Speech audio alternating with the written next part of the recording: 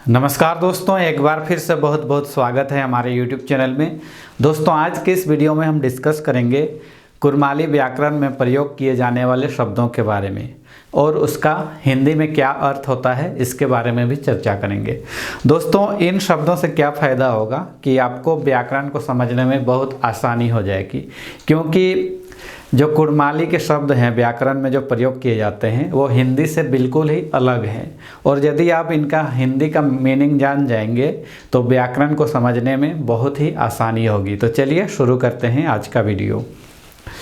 दोस्तों, पहला जो शब्द है वो शब्द ही है। शब्द को कुरमाली में क्या कहा जाता है?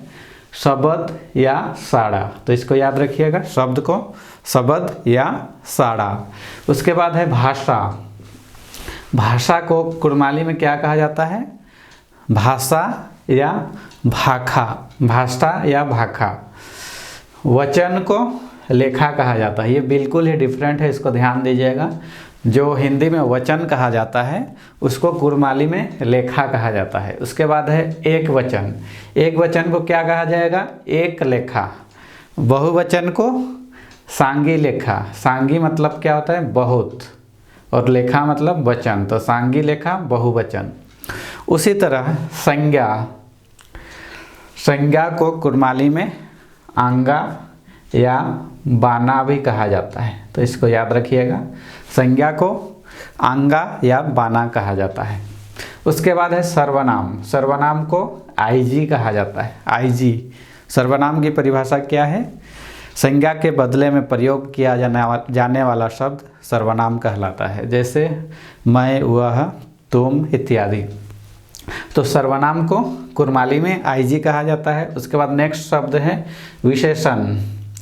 विशेषण यानी कि किसी भी संज्ञा या सर्वनाम के जो विशेषता बताता है उसको विशेषण कहा जाता है। तो विशेषण को कुरमाली में गुणीन कहा जाता है, गुण से गुणीन। उसके बाद है क्रिया। क्रिया को सरान कहा जाता है। क्रिया को क्या कहा जाता है? सरान। उसी तरह एक शब्द बनेगा क्रिया और विशेषण, क्रिया विशेषण। इसको सरान गुणीन कहा जाता है। उसके बाद नेक्स्ट है काल। काल को कुरमाली में क्या कहा जाता है? बेरा। बेरा यानी कि समय। काल यानी कि समय, और समय को कुरमाली में बेरा कहा जाता है। नेक्स्ट है वर्तमान काल। वर्तमान काल को कुरमाली में चलती बेरा, यानी कि जो वर्तमान में चल रहा है इसको चलती बेरा कहा जाता है। नेक्स्ट है भूतकाल। भूतकाल को बीती बेरा, यानी कि जो बीत चुका है उसको बीती बेरा कहा जाता है। बीता हुआ काल को बीती बेरा। नेक्स्ट है भविष्यत काल। भविष्यत काल को जो आने वाला समय है उसको आवती बेरा कहा जाता है, तो इसको याद रखिएगा। उसके बाद आगे देखते हैं, नेक्स्ट वर्ड है कारक। कारक को कुरमाली में परिक कहा जाता है। सब याद रखिएगा, बिल्कुल ही अलग है हिंदी से। कारक को कुरमाली में परिक कहा जाता है। उसके बाद नेक्स्ट है प्रत्यय। प्रत्यय को पाइन कहा जाता है। नेक्स्ट है समास। समास को एकुन। एकुन। उसके बाद है पुरुष। पुरुष को झन या झनगी कहा जाता है। पुरुष को क्या कहा जाता है? झन या झनगी। नेक्स्ट वर्ड है कहानी। कहानी को कहनी कहा जाता है। उसी तरह मुहावरा। मुहावरा को मुँह जरा। मुहावरा को क्या कहा जाता है? मुँह जरा। उसके बाद नेक्स्ट है लोकोक्ति। लोकोक्ति को आहना कहा जाता है। उसके बाद है पहेली। पहेली को जान कहनी। जान कहनी या बुझौल भी कहा जाता है। नेक्स्ट है वर्ण। वर्ण को आखर या कर्ण भी कहा जाता है। आखर, वर्ण को आखर या कर्ण कहा जाता है।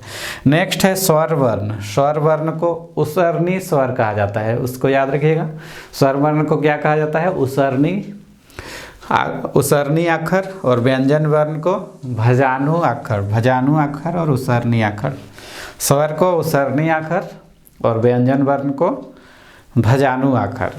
तो दोस्तों, ये तो हुआ कुरमाली व्याकरण की शब्दावली, और ये सारे चीज़ों को हम डिटेल में एक बार पढ़ाएंगे और इसका वीडियो भी बनाएंगे एक एक टॉपिक पर।